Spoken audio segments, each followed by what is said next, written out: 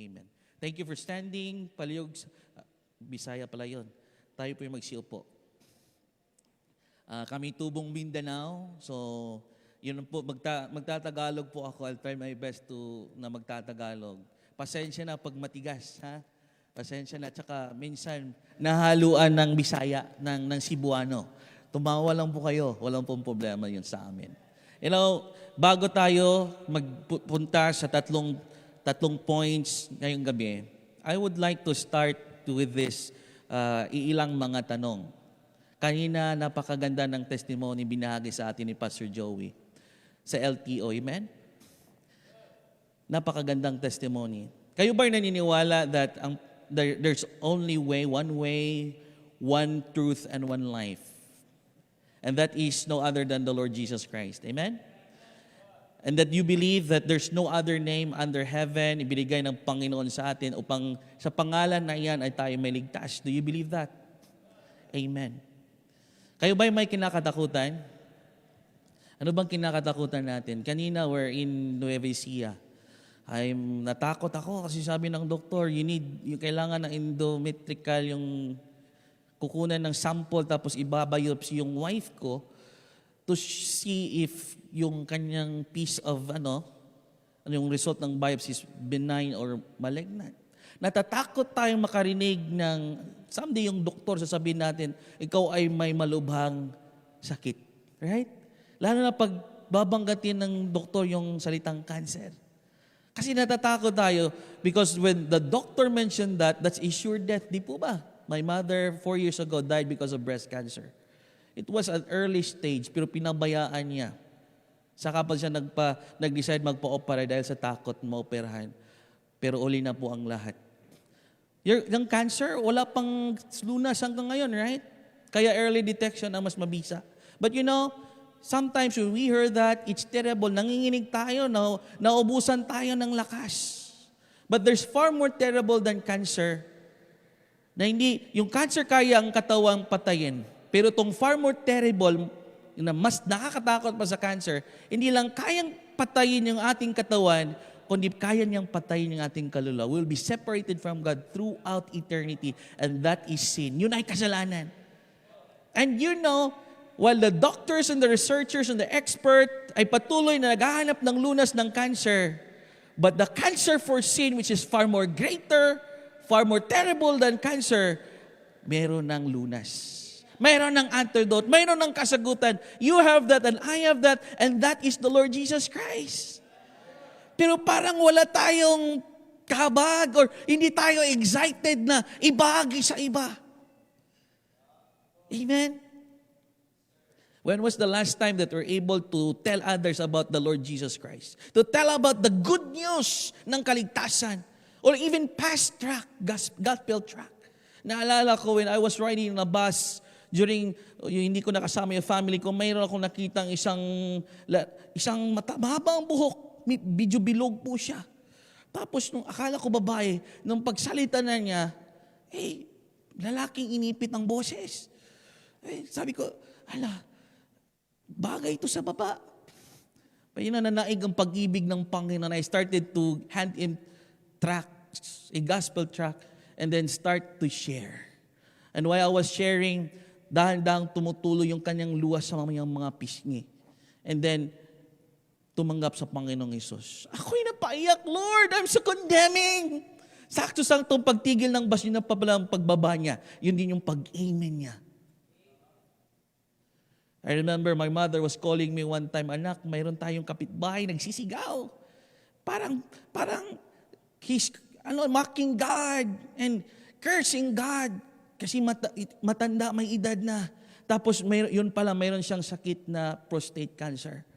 He was rejected by his children because he was a womanizer and nadami niyang anak pero wala siyang kinikilalang anak kaya hindi siya kinikilala. Ngayon nag-asawa yung 90 plus years old ng 24. Nagkaanak ng 3, nagkasakit, iniwan naman siya. Siya na lang mag-isa doon sa bahay kubo, nagsisigaw. At kini-curse niyang Panginoon. And my mother told me, anak, punta ka dito. Why not share this man the gospel? Sabi ko, ma, alam naman natin yung buhay niyan. Bagay lang siya sa baba. Pero mas nanaig po yung pag-ibig ng Panginoon. And I came and I shared the gospel, biglang tumulo. Pasigaw ako kasi hindi na siya nakakarinig. Si Tatay Palermo hindi na masyadong nakakarinig. But while sharing the good news about the Lord Jesus Christ, dahan-dahan namang tumulo yung kanyang luha. At the end of the story, to cut the story short, tinanggap niya ang Panginoon.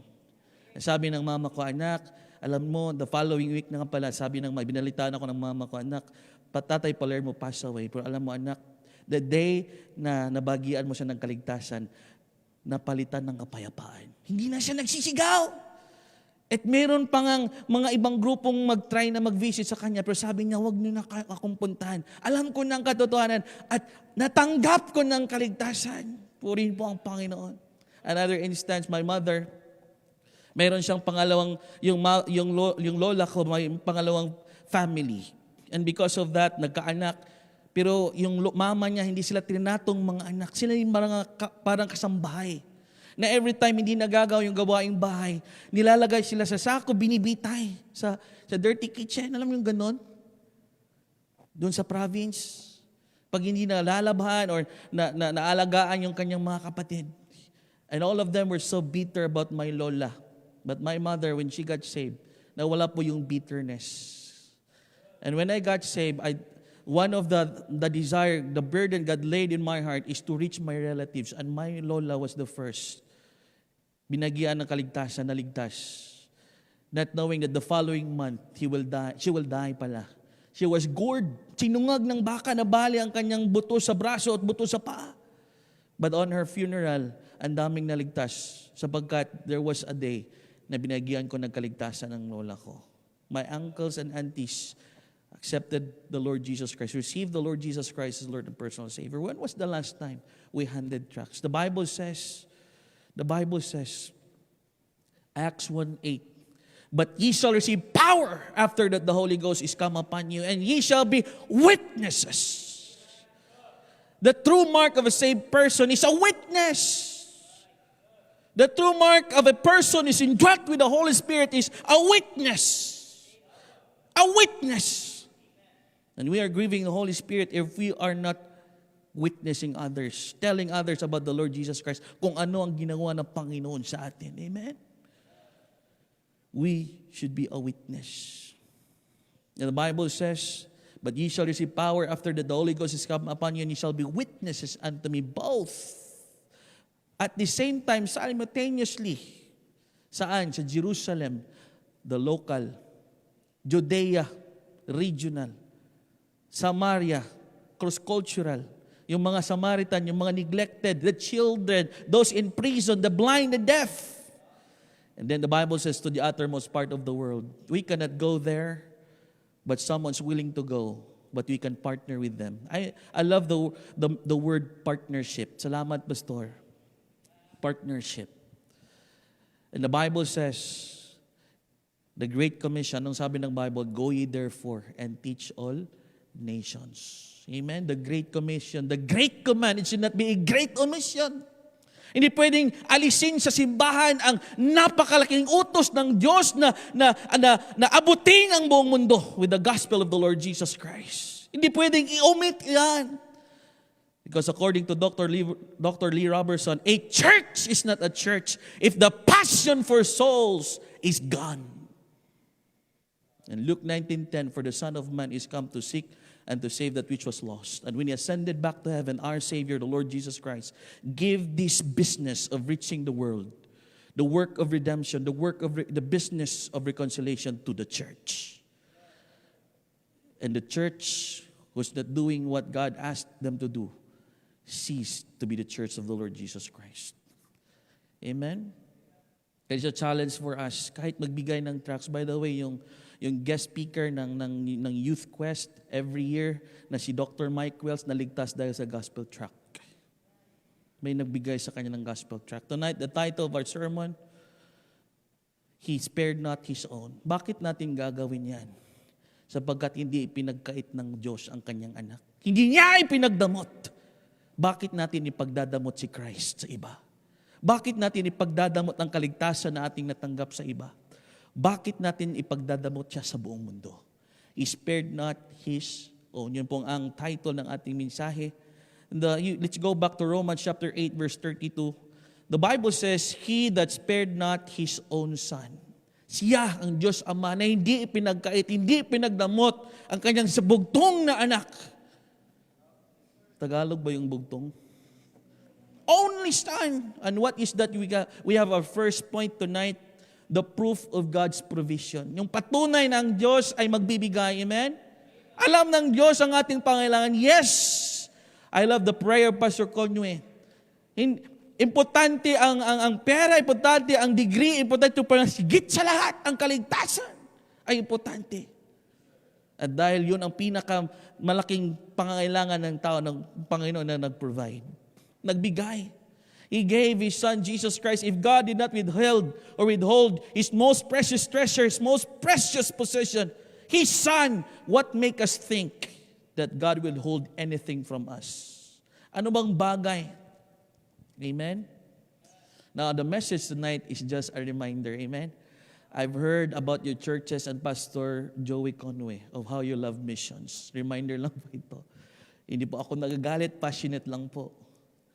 Philippians chapter 4, verse 19, the Bible says, But my God shall supply, according to Apostle Paul, a letter written to the church in Philippi, My God shall supply all your needs according to His riches in glory by Christ Jesus. And we always quote that verse. Ang Diyos ko ay magbibigay sa lahat ng aking pangailangan. According to His riches, is God rich? Amen. I like your theme, seeing the invisible, doing the impossible. Now, the Bible says, all your need. Not some, not maybe, but all your need. But don't miss this, that this promise is for those who invest in God's work. In God's mission, God supplied the needs of those who supply the needs of God's kingdom.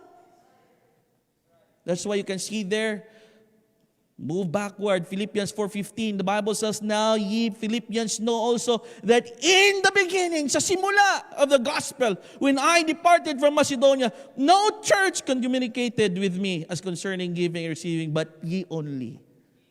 Amen. Philippians 4:16, For even in Thessalonica, ye sent once and again unto my necessity. Not just they partnered with Apostle Paul at the beginning, but they did not cut their partnership. Ye sent once and again unto my necessity. Sabi na Apostle Paul, Not because I desire a gift, verse 17, but I desire a fruit that be abound to your account. Amen. You know Pastor Paul Byers ng ABC once spoke and give his update about the churches. You know, according to him, more than 200 churches stopped supporting missions. But what amazes him, because missions giving increases. Ibig sabihin, marami man ang tumigil, pero yung mga patuloy na nagbibigay ay patuloy na pinagpapala. Amen? Luke 6:38, and we always quote this, Give, and it shall be given unto you, good measure, pressed down, shaken together, running over, shall men give unto your bosom, for with the same measure that ye meet withal, it shall be measured to you again. How many words are there in that verse? You can see there are 40 words. 39 of that is a promise from God. Isa lang sa atin. Ano yon? Give. Amen? Give. You know, behind every promise lies a premise. A truth to believe and a step to obey.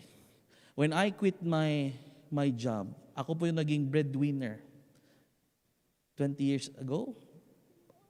After I graduated high school, my father lost his job. Nag-bankrupt yung company. He was paid off. He cannot send me to school. I cried sa harap niya. Umiyak ako. So sabi ko, ako na lang magpapaaral sa sarili ko. But one day, my mother approached me. Sabi niya, anak, tumigil ka sa pag-aaral mo. Kaya ikaw muna ang mag-provide para sa amin. Sabi ko, okay ma, for 1 year. Not knowing that through that work, yun palang ginamit ng Panginoon na ako ay maligtas. May nag-akay sa akin, may nahabag sa akin, may nag-invite lang. Isang ordinary employee ng PRC. Ako naman nag-respond, pumunta sa church. Siya din pala yung nagbahagi ng kaligtasan. Naligtas! Join my first missions conference. ginamit ng Panginoon, missionary Mon Locban, missionary to Mexico, upang ilagay ng Panginoon ang burden to become a missionary to the foreign land. Binabato kong Panginoon, Lord, ako yung breadwinner. Are you calling me? May pakikipag-away, makikipagbaka. But after a year, join my first youth camp, doon ako kinausap ng Panginoon matindi. And I said to the Lord, Lord, I don't have peace. Wala akong kapayapaan. I surrender ko. Ito po yung kalooban ninyo. Panginoon, ang problema, paano ko ito sasabihin sa magulang ko? Lalo na sa mama ko. You know, pag tayo anak na lalaki, mas close tayo sa mama, di ba? Niisip ko, pag sasabihin ko to, baka paghahampasin yung dibdib ko, anak, wala kang utang na loob, pinalaki kita. Tapos iiwan mo kaming ganyan. Parang hindi ko kaya yung Panginoon. Just give me the courage. And then, the Lord gave me this verse, Romans 8:32, and God said it this way. Sabi ng Panginoon sa akin, I spare not my son! Hindi ko'y pinagkait, pinagdamot ng aking anak sa'yo, but delivered him up for all of you. How shall I not through my son freely give you all things? And that gave me the courage to approach my mother. Sabi ko, Ma, ano kong sasabihin sa'yo? Anak, ano yan? Ako'y nagsuko ng buhay. Anak, can you not serve God faithfully and provide for us? Sabi ko, Ma, I settled that with God. Yan po yung binabato ko sa Panginoon. And the next word that came out from my mother's mouth is a wonderful testimony. Sabi niya, anak, pinanganak kang may kapansanan. The doctor told us this, kailangan ito ng agarang operasyon. Wala kaming pera during that time. Kami nakipag-away sa doktor, pinipagpaliban, mag-iipon muna kami. Sabi ng doktor, Mrs., binalaan ko na kayo. Sige, bantayin niyo maigi anak niyo. Pero na-busy yung mother ko sa preparation kasi nabuntis siya next to me. And when she checked on me sa duyan, nakita niya ako'y nangitim na. Dila na niya ako sa doktor. Sabi niya, Dok, tulungan mo ako. Sabi ng doktor, Miss, di ba?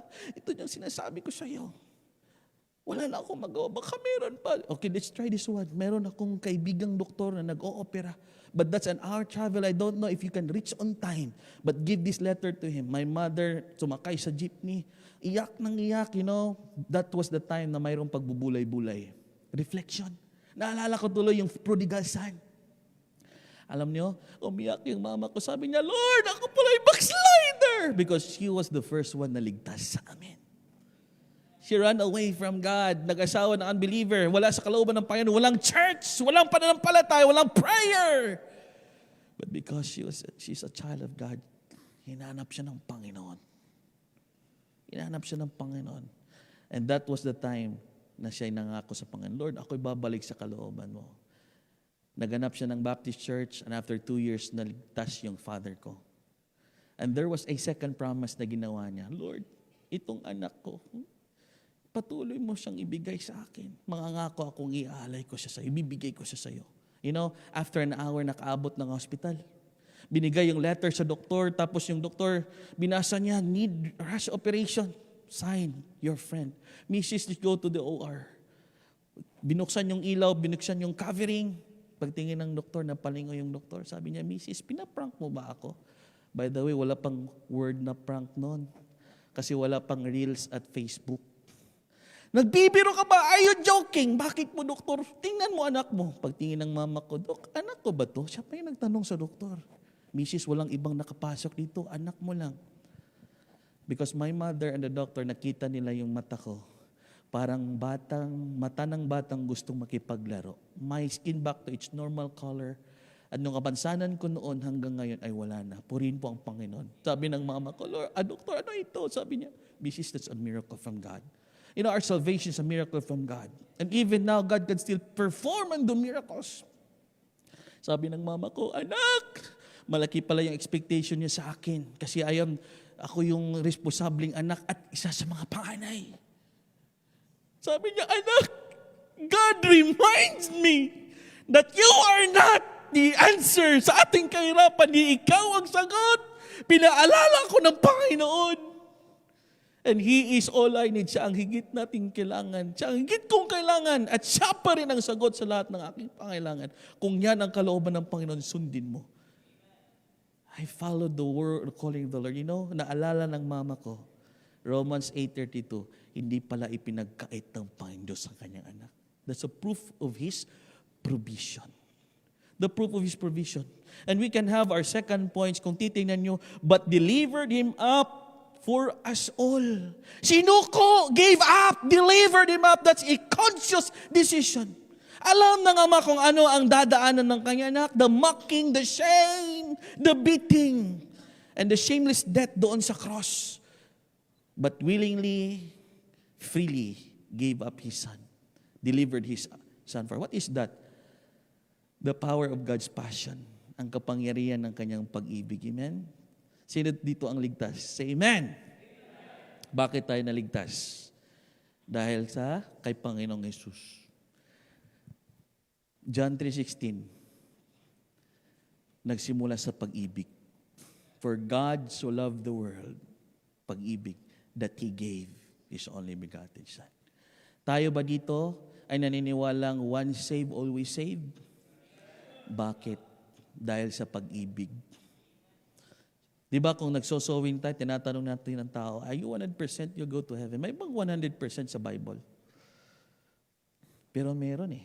Romans 8:38-39, ang sabi ng Bible, sa Apostle Paul, for I am persuaded. Ano ibig sabihin niyan? Walang pag-alilangan, walang pagdududa, sigurado, convinced, that neither death, nor life, nor angels, nor principalities, kahit mga principal sa school. Hindi po yun ang ibig sabihin. Nor powers, nor things present, nor things to come. Nor height, kahit pa yung mga matatangkad pala. Hindi. Nor depth, o yung mga unana o pandak. Hindi. Hindi po yung ibig sabihin. Sa himpapay o saan ka man. Nor any other creature, ano sabi ng Bible, shall be able, walang kakayanan to separate us upang tayo'y ihiwalay sa Panginoon. Shall be able to separate us where? From the love of God. Saan? Which is in Christ Jesus our Lord. Amen. The power of God's love. You know, the Bible says, but delivered Him up for us all. The Bible did not save to some few, but all. Sa lahat ng tao. Amen. Lahat ng tao. To all of us. You know, naalala ko tuloy, di ba si Abraham, hiningi ng Panginoon ng anak niyang si Isaac, si Isaac. And while Abraham was offering Isaac sa Mount of Moriah, and when he was about to kill, yung papatay na niya si Isaac, may boses na nagpigil. Right? Stop! And then nag-provide ang Panginoon ng substitute na ram. But on Mount Calvary, when the Son of God was crucified, there was no voice that stopped. There was no substitute, for Jesus is the substitute for you and for me. Siya po ang substitute. Dakila ang pagmamahal ng Panginoon. Kung ikaw ay nagdududa sa pagmamahal ng Panginoon, kung ikaw ang nagdududa na ikaw ay aalagaan, magpo-provide ng Panginoon sa'yo, look to the cross! Kung ikaw ay nagdududa, look to the cross. Yan ang patunay ng kanyang pagmamahal at kanyang pagbibigay. And let's go to the last point. Then we can read there, Romans 8:32, the last phrase, how shall He not with Him freely give us all things? Number one, the proof of God's provision, the power of God's passion, and we can have our third point, the promise of God's plenty. The promise of God's plenty. How shall He not with Him freely give us all things? If God gave us the greatest gift, His everything, what else God cannot give to us? Lesser things. What else? The Bible says, freely give us all. Amen? And this all doesn't only focus on material things, but all things necessary for your Christian journey. You cannot buy health. You cannot buy sleep. But you know, part of these all things is peace in storm. Amen? Strength in trials, wisdom in confusion, victory in temptation, courage in mission. And it's given freely, not because you deserve it, not because you earn it, but because of God's grace through the Lord Jesus Christ. Kaya ito yung Panginoon. Minsan iisip natin, we're left to ourselves. God already provided us a Savior. We're left to ourselves. We don't know that through that Savior, God will continue on giving, and that's why we cannot outgive God. Amen? We cannot outgive God because of the Lord Jesus Christ. The Lord gave us everything necessary for our Christian journey. Naalala ko, nung ako nasa training ground na, alam mo, nasa isip ko, kamusta kaya sila? Naranasan nyo bang kumain ng niyog para malagyan lang ang tiyan? Naranasan nyo i-chop-chop yung saging, idagdag sa rice para magkasya sa yung 5 magkakapatid? Yung papa ko nga pala is not able anymore to work. Why? Na-overcome ng depression. Alam niya yung role niya. I'm the father. I should provide food and send my children to school. But he was overcome by depression. Alam niyo yung taong na-overcome ng depression?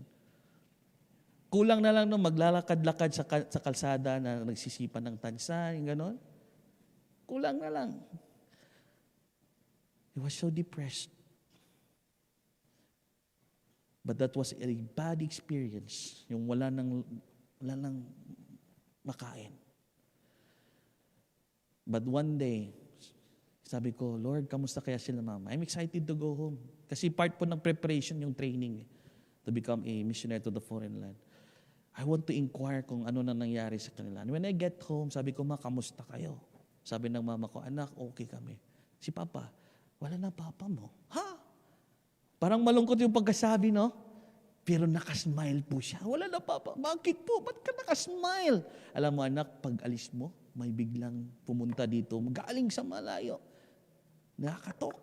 Nandyan ba si Pedro? Nandyan ba si Pedro? Bakit po?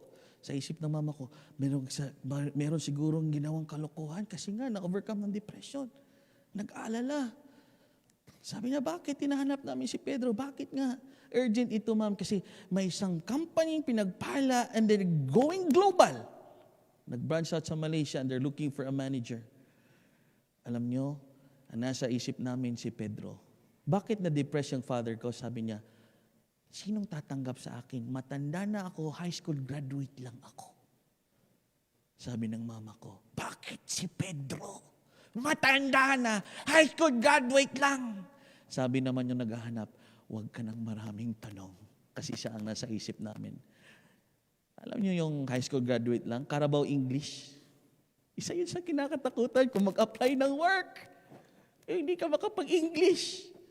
Alam mo, lumipad yung papa ko, naging manager sa company doon sa Malaysia. Yung mga minamanage yung tao, mga Malayo, mga Bangla, mga Indio, Carabao English din. Kaya nagkakaintindihan sila. Purihin po ang Panginoon. Hindi naghanap ng work ang papa ko, ang papa ang naghanap ng work. There's blessing. Hindi naghanap ng work ang papa ko, ang work ang naghanap sa kanya. There's blessing in obedience. There's blessing in obedience. Amen? Tumaba kasi payat siya. Nagpadala ng picture. Tingin ko, pa, international call, pa, baka may blood ka. Sabi, anak, wala akong magawa.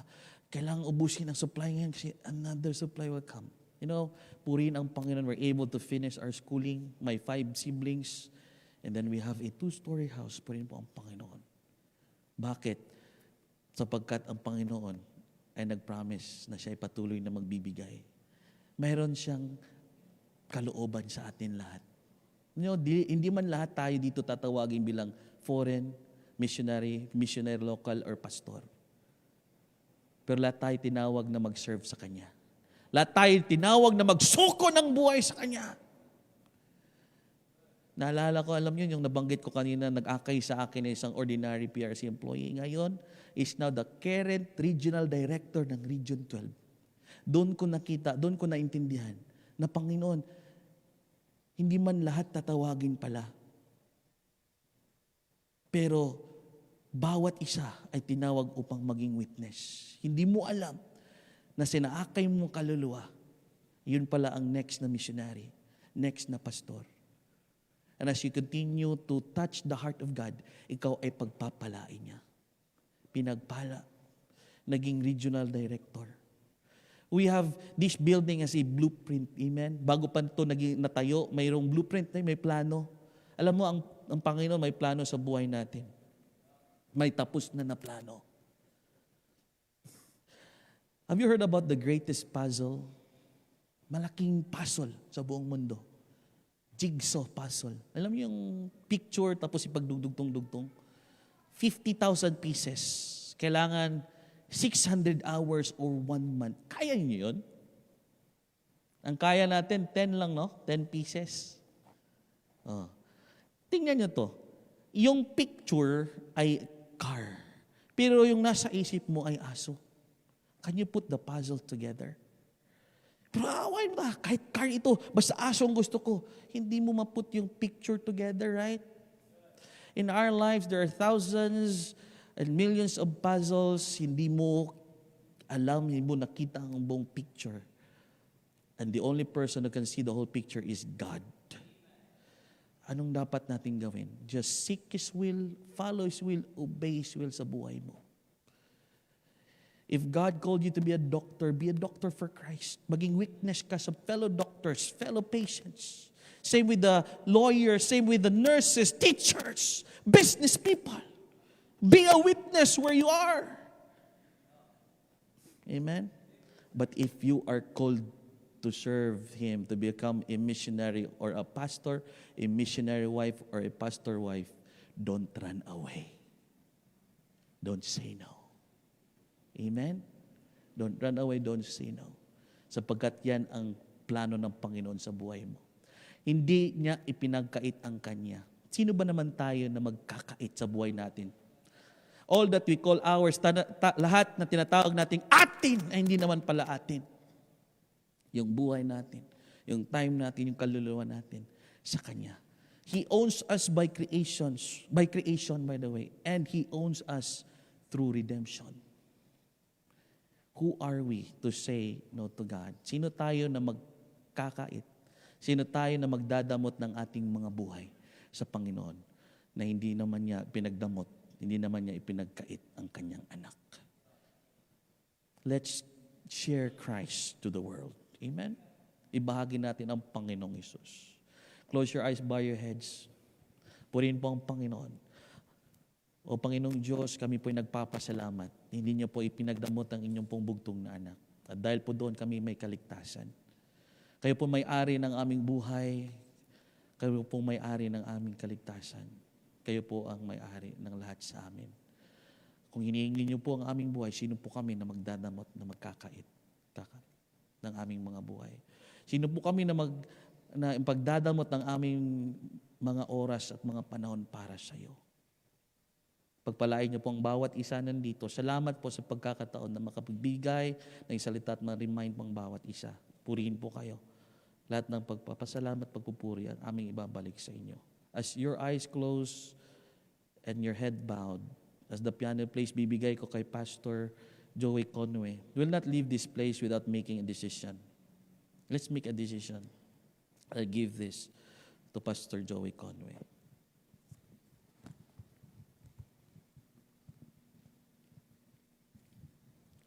Ang mensahe po ay kasaganaan ng pag-ibig ng Diyos at ang katapatan ng Kanyang mga pangako at ang katotohanan na hindi siya nagpapabaya sa lahat ng Kanyang tinawag. Kung paano binigay niya ang Kanyang anak, patuloy siyang magkakaloob ng mga bagay na ating kakailanganin sa buhay at sa paglilingkod man. Kaya ngayong gabi, ang Panginoon ay patuloy na tumatawag ng mga tutugon para siya'y paglingkuran. Nadinig natin ang patotoo kung paano ang Diyos gumagawa. Paano minsan hindi na natin kinakailangan tayo ang maghanap. Siya ang maglalaan ng mga bagay sa atin habang tayo nabubuhay naman sa pagsunod at pagtitiwala sa Kanya.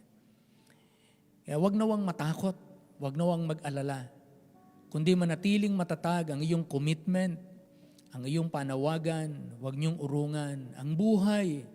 Wag niyong payagang agawin ng kalayawan. Wag niyong agawin, sirain ng mga kaibigan ng inyong paglilingkod. Maghanda kayo na lalong mabuhay para sa Kanya. At kung ikaw ay tinatawag ng Diyos, ngayong gabi, pwede kang lumapit sa Panginoon. Tayo po ay tatayo sama-sama at sa gabing ito, kung kinausap kayo ng Panginoon at kayo na-bless at kayo nagpapasalamat sa Panginoon, Lord, thank you for providing for us. providing for my life. Thank you for saving my soul. Thank you for calling me. Ngayong gabi, narito po ang altar, malaya tayong lumapit at magpasalamat at manalangin. Panginoon, salamat sa ginawa mo sa aking buhay.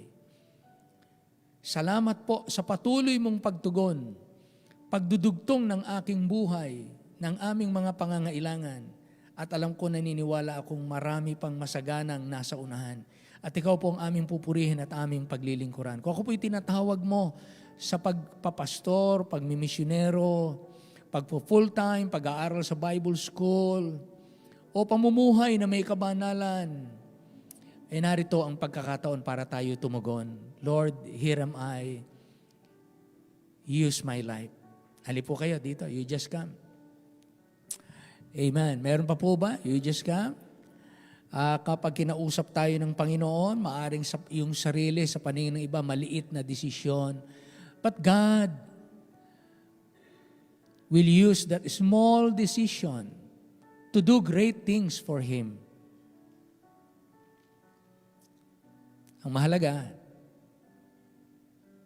nagtiwala kang kasama mo siya sa desisyon mo sa buhay. Maring baguhin ng Diyos ang direksyon ng iyong buhay, hindi kagaya ng iyong plano. Pero titiyakin ko sa iyo, hindi ka malulugi pag inuna mo ang kanyang panawagan. Merong talagang iiwanan para maganap natin ang kanyang kalooban. Pero ngayong gabi, you can come. Meron pa po ba you just come? Or buhay na may kabanalan? Yes, amen. You just come. Lord, ano man po ang natitira sa aking buhay, ano man ang pwede ko pang magawa, make use of this life. Amen. Meron pa po ba you just come? Before we close in prayer. Ama naming Diyos, salamat po ng maraming. Muli, isa naman pong halimbawa kung paano ka gumagawa sa buhay ng mga tao, ng inyong mga anak, kung paano mo pinakikitang ikaw ay buhay at tunay. At ngayon po, patuloy kang gagamit ng misyonero, papunta ng Thailand, ang kanyang family, ang kanyang mga anak na maliliit pa ngayon, lalaki sila na ang puso nila ay maglingkod. Salamat sa mga magulang na inaakay ang kanilang mga anak ang sumunod na henerasyon. Salamat sa mga anak na hindi lumihis sa lakad at pangunguna ng Diyos sa kanilang mga magulang. Salamat sa magkakaibang mga professions, magkakaibang skills, magkakaibang talents, magkakaibang positions in life. Lahat kami ay witnesses. Kung saan man kami naroon, kami magsilbing patotoo at kami magpakatatag at maging bahagi na katuwang ng simbahan. Because ang simbahan, ang tinig ng Diyos sa aming panahon. Ang simbahan, ang mouthpiece ng Diyos sa aming kapanahunan.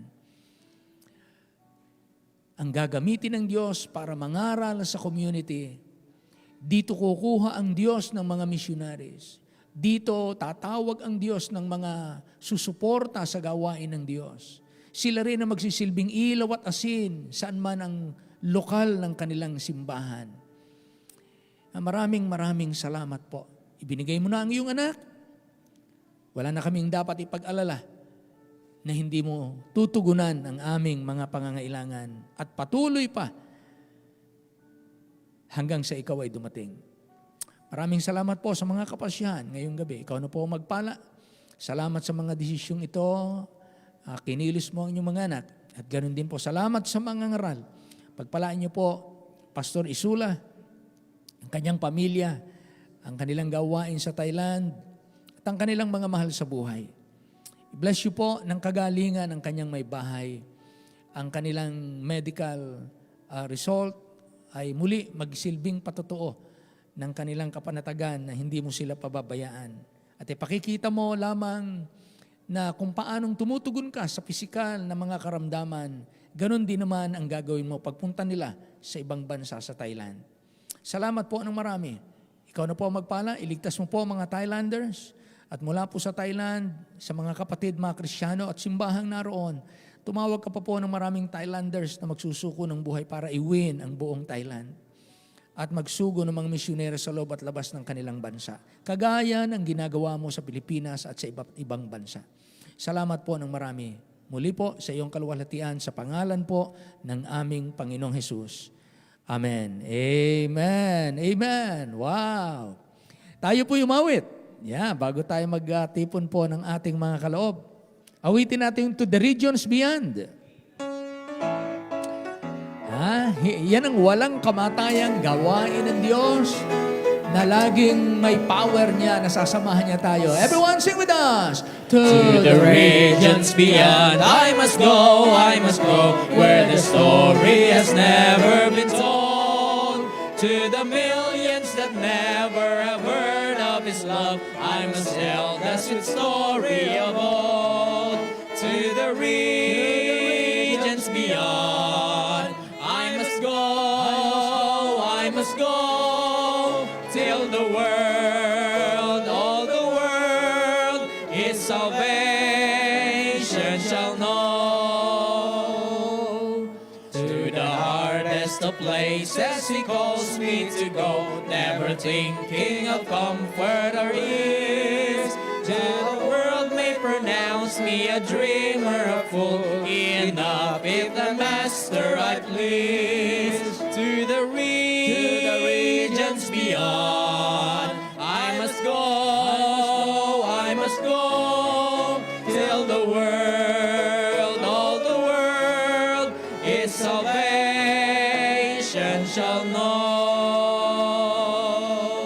Wow, pagka nalaman ng mga tao ang kaligtasan ng Panginoon, nagkakaroon ng magandang pagbabago. Amen? Napakaganda po ng pagbabago. Amen. Tayo po magtitipon sa ating mga kaloob. Brother Israel, will you please come? Manalangin po ang ating mga kapatid. Pagpalain at pasalamatan ang ating mga kaloob na titipunin ngayong gabi. Sige, church, tayo po ay manalangin. Panginoon, muli, nais ka namin pasalamatan, Ama, sa mga sandali ito for bringing us here sa church. Amen. Makapakinig, Panginoon, at muli po ma-encourage, Panginoon, at yung faith namin, Panginoon, ay muli ma-flip, Panginoon. At Amen. Ikaw ang siyang mag-feed sa amin, Panginoon, spiritually. Thank you, Panginoon, for hearing, Panginoon, yung words of encouragement, Panginoon. Ang sarap, Panginoon, mabuhay na lagi ka nandyan, Panginoon, giving us the assurance, Panginoon, na Thank you, Lord. you spared your own, you did not spare your own son, Panginoon, para kami po ay abutin, Panginoon, at iligtas, Panginoon. Thank you, Lord. Salamat, Panginoon, sa salvations, Panginoon, na hindi mo pinagdamot. At salamat, Panginoon, sa siksik-liglig na pagpapalang ibinibigay mo sa bawat isa sa amin. Amen. Kaya po, Ama, we pray na sa mga sandaling ito, through tithes and offering, Panginoon, we pray for the honesty, Panginoon, ng bawat isa, Panginoon, yung Yes. katapatan, Panginoon, sa pagbabalik, Panginoon, kung paano ka naging mabuti sa amin, ay siya rin, Panginoon, ang maging kabutihan na may pakita namin sa even in a small thing. Amen. Amen. Kaya po, Ama, we pray for these tithes and offering na malilikom. We pray na palawakin mo pa, Panginoon, yung ministry na ma-reach out dito, Panginoon, Yes. para sa marami pang maliligtas. Kaya po, in Jesus' name we pray, Panginoon. Amen. Amen. Amen. Amen.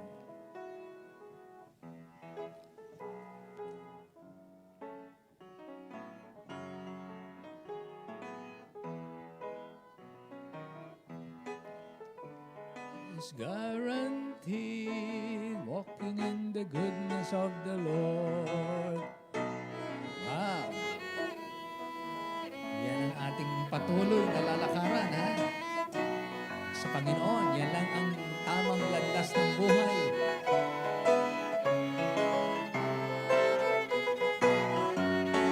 Looking, watching, praying every day. Sing with me. If we follow Jesus, He will lead. He will lead to His every need. Absolute success is guaranteed. Walking in the goodness of the Lord. Keep walking with the Lord all the way. Keep trusting in His word every day. Keep looking for the sun. Watch and pray. Keep walking, trusting all the way. Looking, watching, praying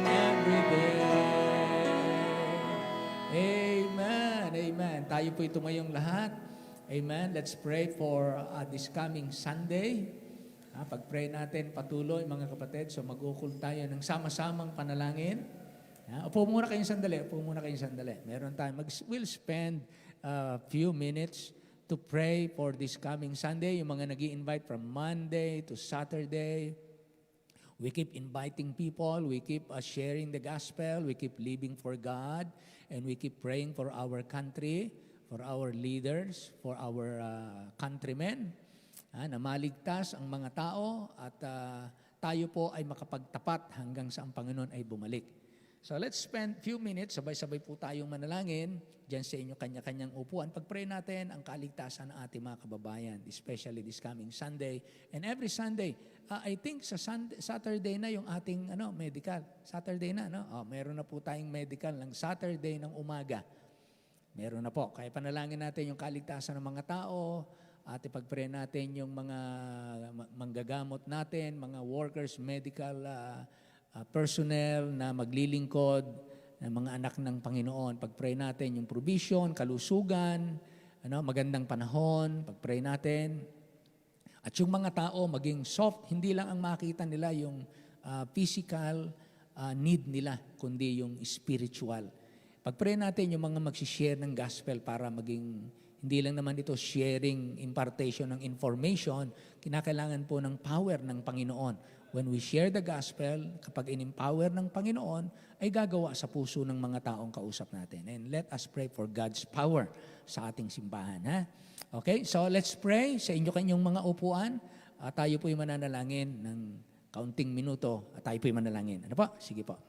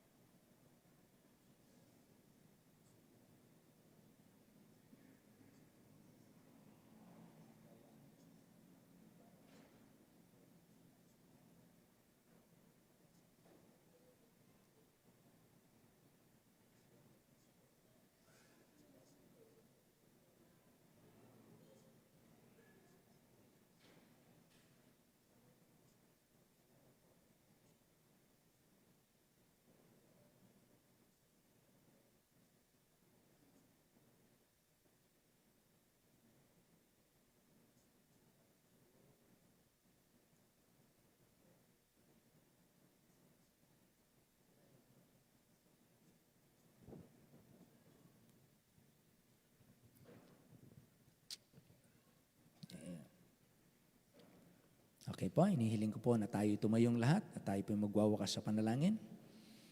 Ama naming Diyos, salamat po ng marami sa gabing ito. Salamat po sa napakaalab, napakagandang patotoo at mensahe na ginagawa mo sa buhay ng inyong mga anak. At nakarating po sa amin ang magandang balitang ito, kung paano ka gumagawa, kung paano ka tumutugon, kung paano ka natataas at paano ka nagpapakahayag upang maging hamon sa kung saan man dalahin mo ang aming kapatid at kami man, ganun din ay nagiging pagpapala sa isa't isa. Salamat Lord sa patuloy na biyaya mo at ang aming pananampalataya ay buhay. Dahil ang Diyos namin ay buhay, meron kaming tamang pinagsaligan at hindi po walang kabuluhan. Salamat sapagkat patuloy na maraming himala pa ang iyong gagawin.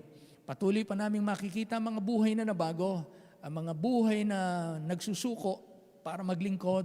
Ganon din naman ang mga pinagpapala, mga pamilya, mga dating masasama na naging nabago at napabaling sa iyo ang kanilang pagmamahal at kagalakan.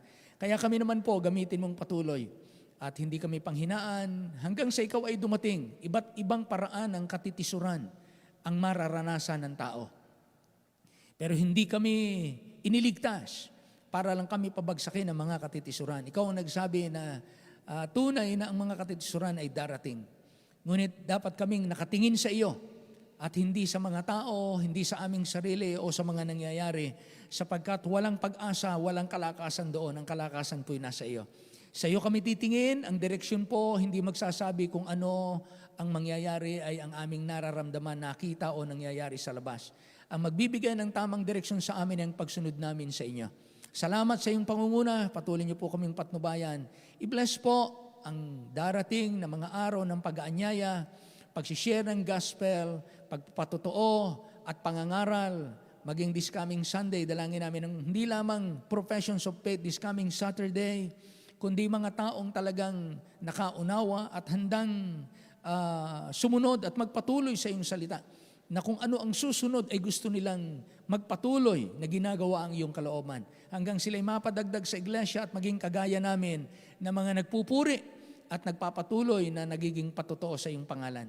Nagbubunga at pinagpapala at nagiging kaluguran mo. Salamat po ng marami sa gabing ito. Ikaw na po magpala sa bawat isa, maging yung mga nakasama namin sa online. Ikaw na po ang magpala at tumugon sa mga pangangailangan. Sa lahat ng mga panalangin ng bagay. Kaya sa iyo po ang kaluwalhatian, dalangin namin ang pagpapala mo sa aming lahat at kaluwalhatian naman sa iyong pangalan. Ito po yung aming hiling sa pangalan po lamang ng aming Panginoong Hesus. And all the people say aloud, Amen. Amen. Amen. Maraming salamat po. Magandang gabi sa lahat. Shake hands with our preacher, sa kanyang family. Purihin ang Panginoon. Salamat po sa bawat isa, maging sa mga naka-online. Purihin ang Panginoon.